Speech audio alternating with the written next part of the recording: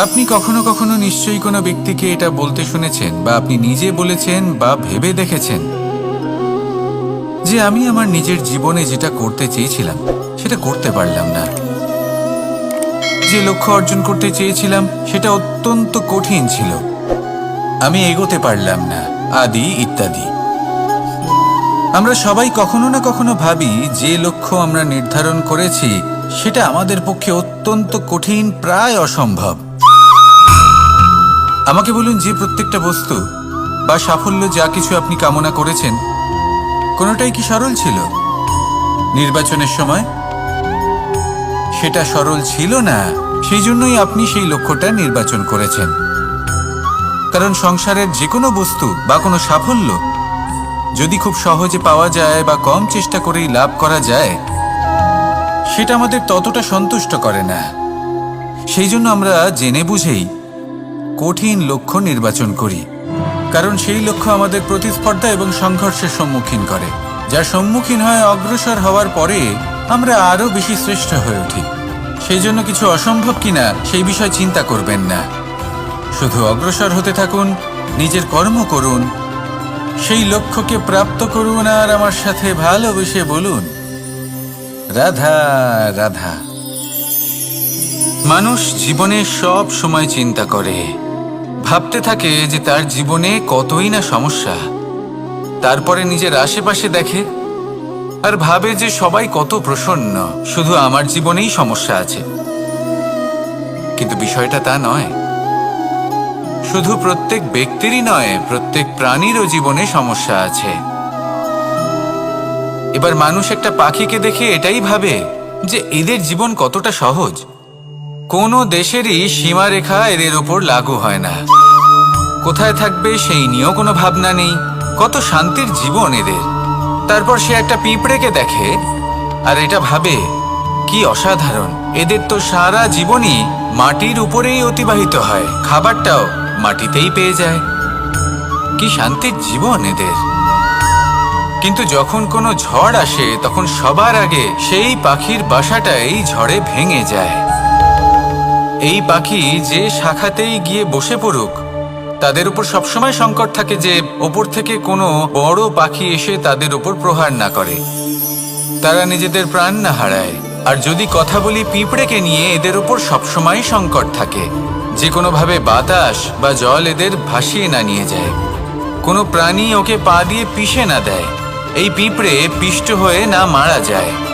দেখুন, সমস্যা প্রত্যেকের জীবনে রয়েছে আর এই সমস্যা আসতেই থাকবে।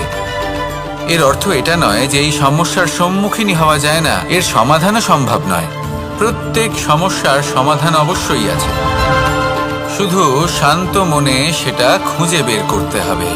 তাহলে সেটাই করুন, প্রত্যেক সমস্যার সমাধান করতে থাকুন, যত সমাধান করবেন জীবন আনন্দময় হয়ে উঠবে। যদি সমাধান না করেন তাহলে আজীবন দুঃখই পেতে থাকবেন। আসুন আমার সাথে ভালোবেসে বলুন, রাধা রাধা। এই জীবনে আমরা কখনো না কখনো জয়ী হয়েছি, আবার কখনো পরাজয়েরও সম্মুখীন হয়েছি, কিন্তু একটা কথা বোঝা খুব প্রয়োজনীয়, যখন আমরা বিজয়ী হই তখন অবশ্যই উৎসব পালন করা উচিত, কিন্তু অহংকার করা উচিত নয়। সেখানে যখন আপনি পরাজিত হন তখন বিফল হওয়ার শোক পালন করবেন না, এই মনকে কুণ্ঠিত হতে দেবেন না, মনকে একাগ্রচিত্ত করুন, এই ইতিবাচক মনোভাব নিয়ে অগ্রসর হন। এই ইতিবাচক ভাবনা মনে জাগ্রত করার জন্য প্রথমে এটা বোঝা প্রয়োজনীয় যে ঈশ্বর ভেঙে যাওয়া বস্তুকেও সুন্দরভাবে ব্যবহার করে থাকেন। মেঘ যখন ভেঙে পড়ে তখন আমরা বর্ষাকে পাই, সেই বর্ষা যা এই ধরিত্রীকে শান্ত করে। পাথুরে জমি যখন সেটা ভগ্ন হয় তখন আমরা সমতল ধরিত্রী লাভ করি, ক্ষেত লাভ করি, যার থেকে আমরা সামগ্রী পেতে পারি। যখন একটি বীজ ভগ্ন হয় তখন তার থেকে চারা জন্ম নেয়, যেটা ভবিষ্যতে আমাদের সুস্বাদু ফল দান করে, ফুলও প্রদান করে। তাই জীবনে যদি কখনো আপনার মনে হয় যে আপনি ভেঙে পড়েছেন, তাহলে দুঃখী হওয়ার কোনো প্রয়োজন নেই। আপনাকে শুধু এটা বুঝে নিতে হবে যে ঈশ্বর শীঘ্রই আপনাকে খুব বিশেষ একটা কিছু প্রদান করতে চলেছেন। এই জীবনে ওঠা নামা, জয় পরাজয়, এই সব কিছু আসতে থাকবে, চলেও যাবে। এই সব কিছুর সম্মুখীন হয়ে অগ্রসর হন, কিন্তু মনে ইতিবাচক শক্তি নিয়ে। আসুন আমার সাথে ভালোবেসে বলুন, রাধা রাধা। অনেক সময় পথে চলতে গেলে এই ছোট ছোট কাঁকড় আমাদের পায়ের তলায় চাপা পড়ে যায়, কিন্তু তাও কখনো এদের অপমান করবেন না। এদের প্রারব্ধকে নিয়ে, এদের ভাগ্যকে নিয়ে, এদের আকারকে নিয়ে কখনো উপহাস করবেন না। ভাবুন, যদি কখনো ঝড় ওঠে আর এই ছোট্ট একটা কাঁকড় আপনার চোখে ঢুকে যায়, তাহলে কিন্তু সেটা আপনাকে অত্যন্ত কষ্ট দিতে পারে। এরকমই হয় আমাদের জীবনের প্রত্যেকটি ব্যক্তি। কখনো কাউকে অপমান করবেন না, সবসময় সবাইকে সম্মান করুন।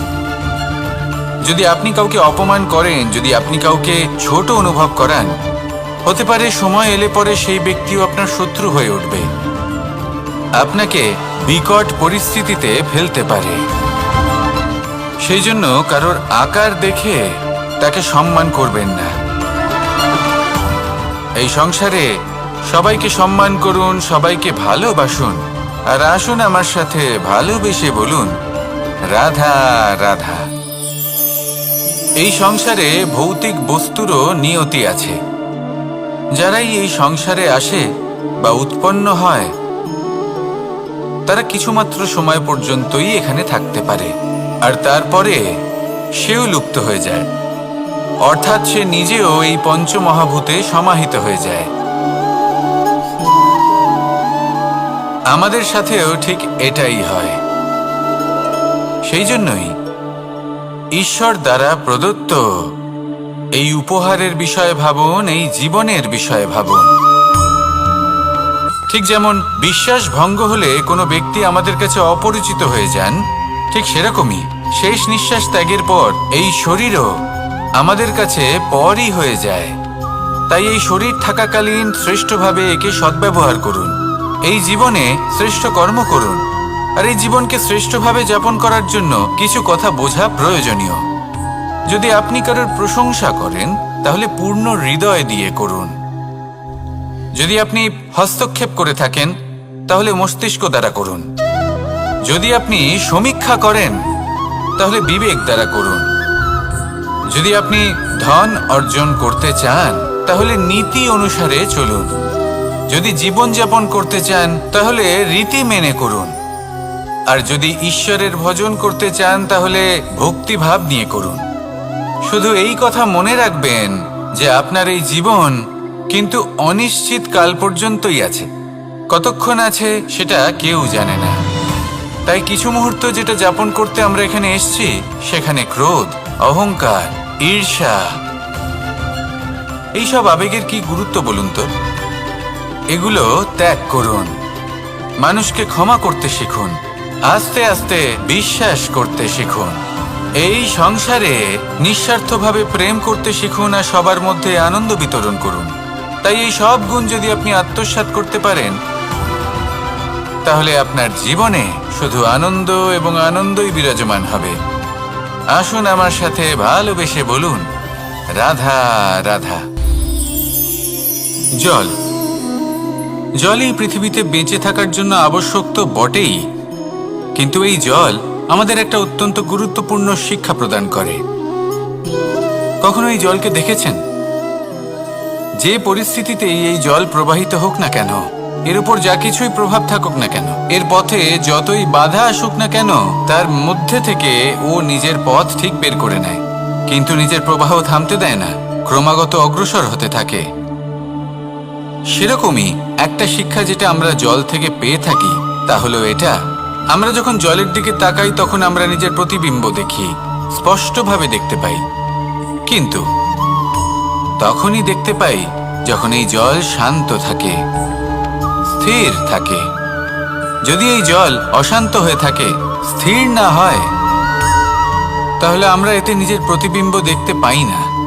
এটাই আমাদের মনের সাথেও হয়ে থাকে। যখনই জীবনে কোনো সংকট আসে, যদি আমরা শান্ত মনে, স্থির মনে সিদ্ধান্ত নিই, তাহলে সেটা এমন একটা শীতল সিদ্ধান্ত হবে যেটা আমাদের ভবিষ্যৎকে একটা শ্রেষ্ঠ স্থানে নিয়ে যাবে। যদি এই মন অশান্ত হয়, বিচলিত হয়, পীড়িত হয়, দুঃখিত হয়ে থাকে, রুষ্ট হয়ে থাকে, তাহলে অনেক সময় আমরা এমন সিদ্ধান্ত নিই যেটা আমাদের জন্য অনুচিত প্রমাণিত হয়। যখন আপনি ক্রুদ্ধ ছিলেন বা দুঃখের বশে ছিলেন, তখন অনেক সময় হয়তো এমন সিদ্ধান্ত নিয়েছেন যেটার জন্য ভবিষ্যতে আপনি অনুশোচনা করেছেন। এবার দেখুন, এই আবেগগুলো থেকে আমরা পালাতে পারবো না, কিন্তু এই আবেগগুলো আপনার উপর কতটা প্রভাব ফেলবে সেটা আমরা অবশ্যই ঠিক করতে পারি। এই মনকে আমরা নিয়ন্ত্রণ করতে পারি। এটাই করুন, চিন্তা করুন, এই মনকে শান্ত রাখুন, স্থির হতে চেষ্টা করুন, আর তারপরে সিদ্ধান্ত নিন। আসুন আমার সাথে ভালোবেসে বলুন, রাধা রাধা। আপনি কি কখনো নৌকা যাত্রা করেছেন? করে না থাকলেও নিশ্চয়ই দেখেছেন যে এই জল, যা নিজের অন্তরে সব কিছু সমাহিত করে নিতে পারে, এই নৌকা সেই জলের ওপরেই ভেসে থাকে। নদীর স্রোত কাটিয়ে সে সামনে অগ্রসর হয়। কিন্তু যদি এই নৌকায় কোনো ছিদ্র হয়, তাহলে কিন্তু সেই নৌকা ডুবে যাবে। আর এতে কোনো তফাৎ হবে না যে সেই ছিদ্র ছোট নাকি বড়, নৌকা ডুবে যাবে। এই ছিদ্র হলো আমাদের জীবনে আমাদের অপগুণ, আমাদের দোষ, আমাদের বিকার। কখনো এটা ভাববেন না যে এই দোষ খুবই ছোট, এতে কিছুই যাবে আসবে না।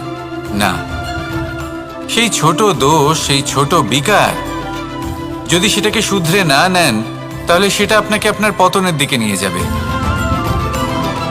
শেষ পর্যন্ত এটা আপনার উপর নির্ভরশীল যে আপনি কি চান। আপনার জীবনের এই নৌকা এভাবেই ডুবে যেতে দেখবেন, নাকি নিজেকে শুধরে নিয়ে সেই নৌকার সেই ছিদ্রটাকে ভরিয়ে তুলতে চাইবেন? নির্বাচন আপনার। আসুন আমার সাথে ভালোবেসে বলুন, রাধা রাধা। আমরা সবাই পাথর দেখেছি, পর্বতও দেখেছি, শুকনো পাতাও দেখেছি, শ্যামল বনানীও দেখেছি। কখনো ভেবেছেন পাথরের অস্তিত্ব কিন্তু ততক্ষণ পর্যন্ত যতক্ষণ সে পর্বতের গায়ে আটকে থাকে। যখন সেই পর্বত থেকে সেই পাথর ভিন্ন হয়ে যায় ও নিজের অস্তিত্ব হারিয়ে ফেলে, আস্তে আস্তে কখনো পাথর কেটে বা কখনো পিষ্ট হয়ে সেই পাথর আস্তে আস্তে মাটিতে পরিণত হয় এবং পূর্ণরূপে নিজের অস্তিত্ব হারিয়ে ফেলে। এটাই পাতার সাথেও হয়। এই পাতা যতক্ষণ গাছের ডালের সাথে যুক্ত, ততক্ষণ তার অস্তিত্ব থাকে। যখনই ডাল থেকে বিচ্ছিন্ন হয়, সেও নিজের অস্তিত্ব হারিয়ে ফেলে। আর এটাই আমাদের সাথেও হয়। যতক্ষণ আমরা নিজেদের আপনজনের সাথে যুক্ত থাকি, আমাদের অস্তিত্ব বজায় থাকে। যখন আপনজনদের সাথে সম্পর্ক ছিন্ন করি, তখন আমরাও আমাদের অস্তিত্ব হারিয়ে ফেলি। এবার এই সংসারের প্রত্যেক ব্যক্তি স্বতন্ত্র থাকতে চান, আর অনেক ব্যক্তি স্বতন্ত্র থাকবেন বলে আপনজনদের দূরে করে দেন আর তাদের সাথে এই সম্পর্ক ছিন্ন করেন। এটা কি সত্যি প্রয়োজন? আপনজনদের সাথে সম্পর্ক ছিন্ন করে নিজের অস্তিত্ব হারিয়ে ফেলা প্রয়োজনীয়, নাকি আপনজনদের সাথে সম্পর্ক বজায় রেখে নিজেদের স্বতন্ত্র করে রাখা সেটা আবশ্যক? নির্বাচন আপনারই। আসুন আমার সাথে ভালোবেসে বলুন, রাধা রাধা।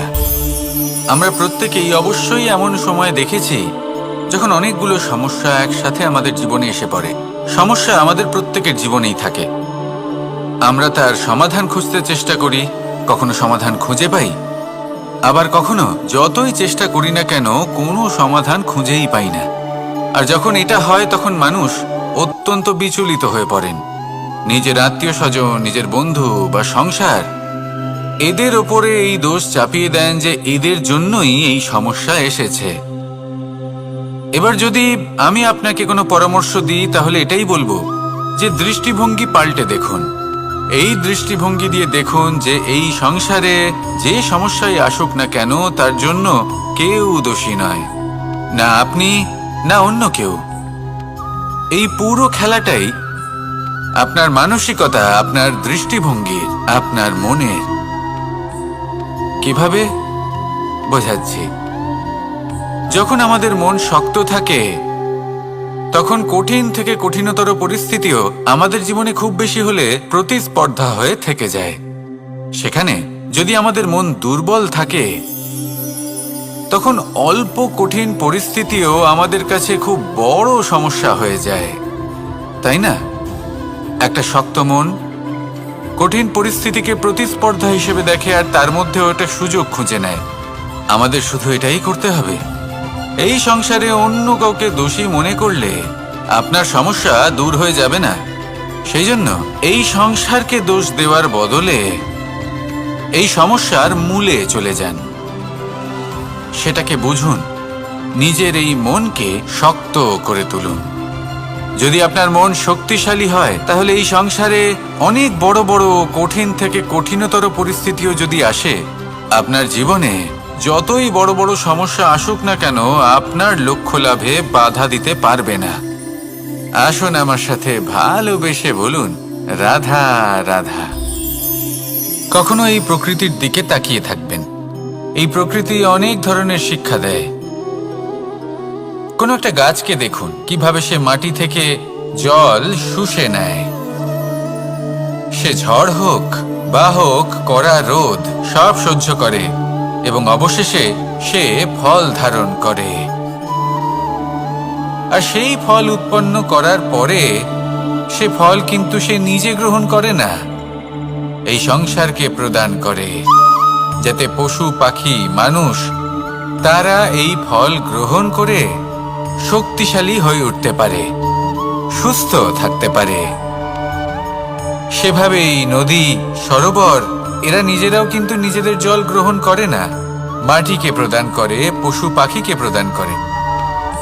সূর্য নিজেও নিজের জন্য প্রজ্বলিত হয় না, সে প্রকাশ ছড়িয়ে দিতে চায় আমাদের সবার কাছে, সে আলো পৌঁছে দিতে চায়। এই প্রত্যেকের কর্মে পরমার্থ নিহিত আছে, আর সেই জন্যই এদের সকলকে পুজো করা হয়। তাই মনে রাখবেন, আপনার কাছে জীবন যাপনের অতিরিক্ত যা কিছুই আছে তা পরমার্থের জন্য। তাহলে তার সদ্ব্যবহার করুন আর আমার সাথে ভালোবেসে বলুন, রাধা রাধা। পরিবর্তন, এটা হলো সৃষ্টির অমূল্য নিয়ম। এই সংসারে সবকিছু সময়ান্তরে পরিবর্তিত হয়, এই সময়ও পরিবর্তিত হয়। পরিবর্তন চিরকাল হয়ে এসেছে আর চিরকাল হতে থাকবে। কিন্তু এবার আমরা সেই পরিবর্তন কিভাবে লাভ করব, যেটা আমাদের প্রয়োজন, যেটা আমরা চাই। আমরা জীবনে বিকাশ চাই। এই বিকাশ কিভাবে লাভ করতে পারি? এই প্রকৃতি কিন্তু আমাদের অত্যন্ত উত্তম উদাহরণ দিয়ে বুঝিয়েছে।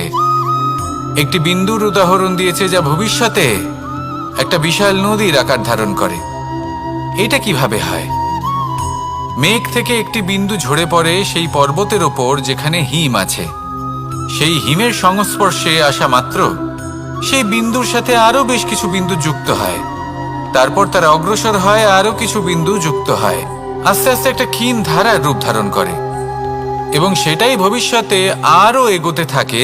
অনেকটা যাওয়ার পর যখন অনেক সংখ্যক বিন্দু একসাথে যুক্ত হয়, তখন সেটা বিশাল নদীর আকার ধারণ করে। এবার আমরা মানুষ বলে আমাদের সাথে এই নিয়মের অন্যথা হয় তা নয়। আমরাও এই প্রকৃতির অংশ, আমাদের ক্ষেত্রেও একই নিয়ম প্রযোজ্য। যখন পরিশ্রম করে অনেক সংখ্যক বিন্দু আমরা একত্রিত করব, তখনই পরিবর্তনের নদী প্রবাহিত হবে। প্রয়োজন হলো নিরন্তর পরিশ্রম করা এবং ধৈর্য ধরা। এটা করতে থাকুন, জীবনে সব কিছু লাভ করতে পারবেন। কারণ প্রকৃতি আমাদের এটাই শিখিয়েছে, আর আমরা এই ব্রহ্মরই একটি অংশ, যার দ্বারা এই ব্রহ্মাণ্ড নির্মিত। আসুন আমার সাথে ভালোবেসে বলুন, রাধা রাধা। মন এবং মস্তিষ্ক, এই দুই হলো মানুষের জীবনের দুটি গুরুত্বপূর্ণ অংশ। এবার আপনি বলবেন, এই দুইয়ের মধ্যে পার্থক্য কি? দুটোই তো সমান। না, যেটা আমি আপনাকে বোঝাতে চেষ্টা করছি সেটা ভালো করে বুঝুন। প্রথম, মন। এই মন অত্যন্ত চঞ্চল হয়, এর নিজের কোনো বিবেক থাকে না, সিদ্ধান্ত নেওয়ার কোনো ক্ষমতাই থাকে না। এই মন শুধু বয়ে চলে। আর দ্বিতীয় হলো মস্তিষ্ক, সেই অংশ যেখানে বুদ্ধির সঞ্চার হয়ে থাকে। এটা হলো জ্ঞান দ্বারা পরিপূর্ণ এবং অত্যন্ত প্রবলও হয়। বেশিরভাগ সময় জীবনের সঠিক সিদ্ধান্ত নেওয়ার ক্ষেত্রে এই মস্তিষ্কই আমাদের সাহায্য করে। সেখানেই মন মাঝে মাঝে আমাদের উচিত সিদ্ধান্ত নেওয়ার ক্ষেত্রে বাধা দেয়, কখনো সঠিক পথ থেকে সরিয়ে দেয়, কারণ চঞ্চল প্রবৃত্তি হওয়ার কারণে এটা অস্থির হয়ে থাকে। কখনো কখনো নেয়া সিদ্ধান্ত বদলাতেও এই মন আমাদের বাধ্য করে। সেই জন্য আপনি যদি জীবনের পথে অগ্রসর হতে চান, তাহলে মস্তিষ্কের সিদ্ধান্তে আস্থা রাখুন, পূর্ণরূপে নিজের সঙ্গী করে তুলুন। হতে পারে তখন আপনার এই মন বিদ্রোহ করে বসল, কিন্তু দৃঢ় নিষ্ঠার সাথে মস্তিষ্কের সিদ্ধান্তে আস্থা রাখুন। আস্তে আস্তে এই মন, যাকে আপনার শত্রু বলে মনে হচ্ছিল, আস্তে আস্তে সেটাও আপনার বন্ধু হয়ে উঠবে আর আপনাকে সাহায্য করবে। আসুন আমার সাথে ভালোবেসে বলুন, রাধা রাধা। এই সংসারে প্রত্যেক ব্যক্তি নিজের সংগ্রাম করে চলেছে। প্রত্যেক ব্যক্তির নিজের লড়াই আছে, আর সেই রণভূমিতে প্রত্যেক ব্যক্তি নিজের যুদ্ধে লড়াই করছেন। আর যদি যুদ্ধের কথা বলি, সেখানে কেউ বিজয়ী হয় বা কেউ পরাজিত। আর এখানে এটা বোঝা অত্যন্ত প্রয়োজনীয় যে কোথায় পরাজয়টা হওয়া গুরুত্বপূর্ণ আর কোথায় বিজয় লাভ করাটা গুরুত্বপূর্ণ। যদি আপনার এই যুদ্ধটা আপনার আপনজনের সাথে হয়, তাহলে সেখানে পরাজিত হওয়াটাই শ্রেয়, কারণ সেখানে পরাজিত হয়ে আপনি প্রসন্নতা লাভ করবেন। কিন্তু যদি এই যুদ্ধটাই আপনার নিজের সাথে হয়, নিজের মনের সাথে, নিজের মানসিকতার সাথে হয়, তাহলে এতে আপনাকে জয়ী হতে হবে। এই সংসারের যে কোনো যুদ্ধ হোক না কেন, সেটা রণভূমির পূর্বে এই মনের মাঝে লড়তে হয়। এবার যদি এই মন আপনার উপরে বিজয় লাভ করে, তাহলে রণভূমিতে আপনি পরাজিত হবেন।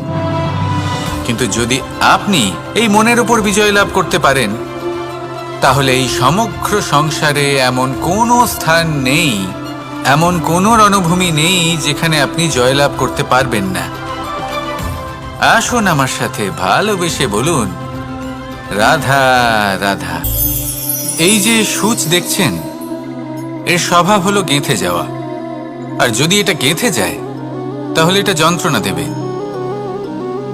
আর এটা হলো সুতো।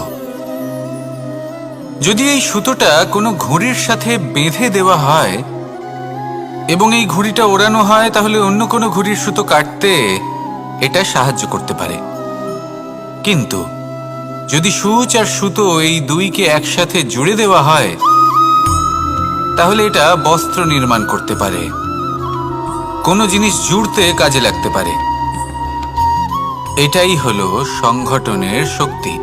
যদি আপনি একত্রিত হতে পারেন আর একটি দিশায় অগ্রসর হন, তাহলে নেতিবাচক শক্তিও ইতিবাচক শক্তির রূপ ধারণ করতে পারে। এই সংসারে প্রত্যেক দিন নতুন কিছু সৃজন হচ্ছে। কিছু মানুষ একত্রিত হন, কিছু নতুন নির্মাণ করেন। কিন্তু এই ক্ষেত্রে এটা বোঝা প্রয়োজন যে আমরা কেমন সঙ্গ লাভ করছি, কার সাথে আছি। যদি আপনি সুতো হন আর ঘুড়ির সাথে যুক্ত হন, তাহলে হয় অন্য ঘুড়ি কাটবেন বা অন্য কোনো ঘুড়ি আপনাকে কাটবে। কিন্তু যদি আপনি সুতো হন আর সূচের সাথে যুক্ত হয়ে যান, তাহলে আপনি নির্মাণ করতে পারবেন, জোড়ার কাজ করতে পারবেন, শ্রেষ্ঠ কর্ম করবেন। এই কথা মনে রাখুন আর আমার সাথে ভালোবেসে বলুন, রাধা রাধা। কর্ম কে করলেন আর কে নিজের প্রাণ হারালেন? রেশমের কীট। আর লাভবান কে হলেন? মনুষ্য জাতি। এর দ্বারা আমরা কি শিক্ষা পেলাম? যে এই সংসারে আমরা যে কর্মই করি, সৎকর্ম করি বা অপকর্ম করি, তার থেকে লাভবান যে কেউ হতে পারেন। আমাদের বন্ধু হোক, পরিবার পরিজন হোক বা সংসারের যে কোনো ব্যক্তি হোক, যে কেউ লাভবান হতে পারেন, কিন্তু সেই কর্মের ফল কিন্তু আমাদেরই ভোগ করতে হয়। যদি আপনি সৎকর্ম করেন, তাহলে তার শুভ ফল আপনিই পাবেন। তার থেকে লাভবান হয়তো এই সংসারে যে কেউ হতে পারেন। সেরকমই যদি আপনি অপকর্ম করে থাকেন, তার থেকে সংসারের যে কোনো ব্যক্তি যতই লাভবান হোক না কেন, তার থেকে ক্ষতি আপনাকেই ভোগ করতে হবে। তাহলে আপনি কি সুফল চান নাকি ক্ষতিগ্রস্ত হতে চান, সেটা নির্ভর করছে আপনার কর্মের উপর। তাহলে ভেবেচিন্তে কর্ম করুন আর আমার সাথে ভালোবেসে বলুন, রাধা রাধা। প্রতিষ্ঠা এবং চরিত্র মানুষের জীবনের দুটি গুরুত্বপূর্ণ অংশ। যখন মানুষ ধন অর্জন করে, ঐশ্বর্য লাভ করে, জীবনযাপনের সামগ্রী ক্রয় করতে পারে, তখন সে প্রতিষ্ঠিত হয়। আর এই চরিত্র, সেটা হলো মানুষের শ্রেষ্ঠ স্বভাব আর তার সৎকর্ম, এইসবের ফল। মানুষ এই প্রতিষ্ঠাকেই নিজের জীবনের অস্তিত্ব বলে মনে করে ফেলেন, আর সেটা অর্জন করার জন্য সবকিছু করতে প্রস্তুত হয়ে যান, এমনকি নিজের চরিত্রকেও বাজি রাখতে প্রস্তুত হয়ে যান। কারণ মানুষ একটা কথা জানেন না, যে যদি প্রতিষ্ঠা নাশ হয়ে যায় তাহলে তার দ্বারা কিন্তু জীবন নাশ হয় না। আবার পরিশ্রম করে, নিরন্তর প্রয়াস করে প্রতিষ্ঠা আবার অর্জন করা সম্ভব। কিন্তু একবার যদি আপনার চরিত্র নাশ হয়ে যায় তাহলে আপনার জীবন পূর্ণরূপে নষ্ট হয়ে যাবে, এই কথাটা নিশ্চিত। আর আবার এই চরিত্র নির্মাণ করা সম্ভব নয়। মানুষের জীবনের আসল অস্তিত্ব হলো তার চরিত্র।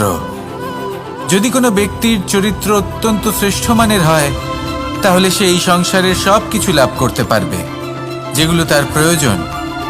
হতে পারে সে যাবতীয় ভৌতিক সামগ্রী সেই মাত্রায় হয়তো সে নাও পেতে পারে যতটা আমরা কামনা করছি,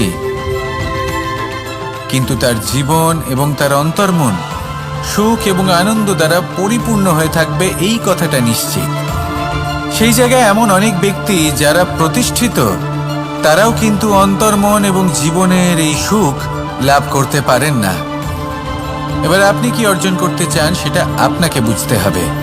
আসুন আমার সাথে ভালোবেসে বলুন, রাধা রাধা। কুরুক্ষেত্রের রণভূমিতে আপনজনদের নিজের বিরুদ্ধে দেখে তাদের মৃত্যুর বিষয়ে ভেবে অর্জুনের মন বিচলিত হয়ে পড়েছিল। এই সম্পর্কের চক্রব্যূহতে জড়িয়ে পড়ে অর্জুনের জ্ঞান নাশ হয়েছিল। তখন আমি অর্জুনকে কিছু কথা বলেছিলাম, যেই কথাগুলো আপনাদেরও জানাটা প্রয়োজনীয়। আমাকে বলুন, এই সংসারে আপনি এমন কি নিয়ে এসেছিলেন, আর এই সংসারে আপনি কি ফেলে যাবেন? এই সংসার, এই জগৎ, এইসব বস্তু যা আপনার খুব প্রিয়, সবকিছু তা না জন্মের পূর্বে আপনার ছিল আর না মৃত্যুর পর আপনার থাকবে। এই সংসার আমার থেকেই জন্ম নিয়েছে আর মৃত্যুর পরে আমার মধ্যেই সমাহিত হয়ে যাবে। এখানে যার জন্ম হয়েছে তার মৃত্যু এখানে সুনিশ্চিত। শুধু জন্ম আর মৃত্যুর মধ্যের এই শরীর শুধুমাত্র একটা মাধ্যম যার দ্বারা আমরা কর্ম করি, আর এই কর্মের ওপরেই শুধু আমাদের অধিকার রয়েছে।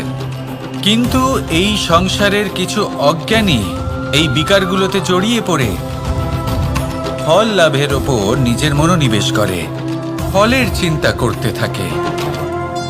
আর যদি মন মতো ফল না পায় তাহলে কুপথে চলে যায়। অন্যদিকে এমন কিছু জ্ঞানী মানুষও আছেন যারা পূর্ণরূপে নিজেকে আমার কাছে সমর্পণ করেন আর শুধু নিজের কর্ম করতে থাকেন। এই কর্ম করেই আনন্দ লাভ করেন এবং তাতেই জীবন যাপন করেন। যদি আপনিও এটা চান যে আপনার জীবনে সুখ থাকুক, শান্তি থাকুক, সম্পন্নতা থাকুক, তাহলে সৎ পথে চলুন, ঈশ্বরকে স্মরণ করুন আর নিজের কর্ম করুন। আসুন আমার সাথে ভালোবেসে বলুন, রাধা রাধা। সন্দেহ আর বিশ্বাস, এই দুই আবেগ যাদের বিশেষত্ব আছে, কিন্তু এই দুইয়েরই স্থান একই, মন। বিশ্বাস আর সন্দেহ এই দুটোই কখনো আমাদের দুঃখের কারণ হয়ে দাঁড়ায়, বিশেষ করে তখন যখন আমরা কোনো ব্যক্তির চরিত্রের আকলন উচিতভাবে করতেই পারি না। আর তাছাড়া এই কাজটা সহজ নয়। আমরা কখনো কখনো কোনো অনুচিত ব্যক্তিকে উচিত বলে ভেবে বসি, তার উপর বিশ্বাস করে ফেলি, আর ফলস্বরূপ সেই ব্যক্তি আমাদের বিশ্বাস ভঙ্গ করে বসেন, আর আমাদের দুঃখের সম্মুখীন হতে হয়। ঠিক সেইভাবেই কখনো কখনো আমরা এমন কোনো ব্যক্তির উপর সন্দেহ করি যে হয়তো পূর্ণরূপে পূর্ণ নিষ্ঠা ভরে আমাদের মঙ্গল কামনাই করেছেন, এমন একজন ব্যক্তি যে সত্যি বিশ্বাসের পাত্র। আর যখন সেই ব্যক্তি এটা জানতে পারেন যে আমরা তাকে নিয়ে সন্দেহ করেছি, খুবই স্বাভাবিক তিনি দুঃখী হয়ে যান। এমন কোনো ব্যক্তিকে দুঃখ দিলে আমাদের মনও দুঃখী হয়ে যায়। তখন আমরা এটা ভাবি যে এই সংসারে আমরা কার উপর আস্থা রাখব আর কাকেই বা সন্দেহ করব। এর উত্তর হলো সময়। এই সংসারে কোনো ব্যক্তির চরিত্র যাচাই করা সবথেকে কঠিন কাজ, সেটা সময় নিয়ে করুন। কোনো ব্যক্তিকে যদি আপনি বুঝতে চান, তাকে পরখ করে দেখতে চান, তাহলে তার সাথে যতটা সম্ভব সময় অতিবাহিত করুন। এই সময় আপনার সামনে সেই ব্যক্তির এমন কিছু দিক তুলে ধরবে যার কোনোভাবে আপনি দেখতে পাবেন না।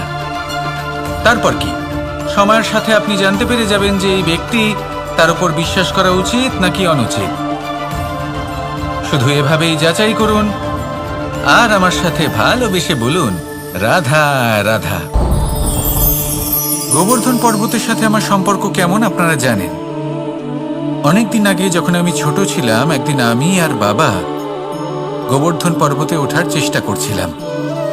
আমি ক্লান্ত হয়ে পড়লাম, আর আমি বাবাকে বললাম যে বাবা, আমাকে আর কতটা উপরে উঠতে হবে, আর ক পা যেতে হবে, আর কত উঁচুতে উঠতে হবে, আর কত সময় লাগবে। তখন বাবা হাসলেন। উনি আমার কাঁধে হাত রাখলেন আর আমাকে বললেন যে এটা আন্দাজ করতে যেও না যে আর কত সময় লাগবে, এটা মাপতে যেও না যে আর ক পা সামনে এগোতে হবে। শুধু এই যাত্রাপথের আনন্দ উপভোগ করো আর সামনে এগোতে থাকো। যদি এটা করতে পারো তবেই নিজের লক্ষ্য লাভ করতে পারবে। এটা কিন্তু আমাদের জীবনের সাথেও ঘটে।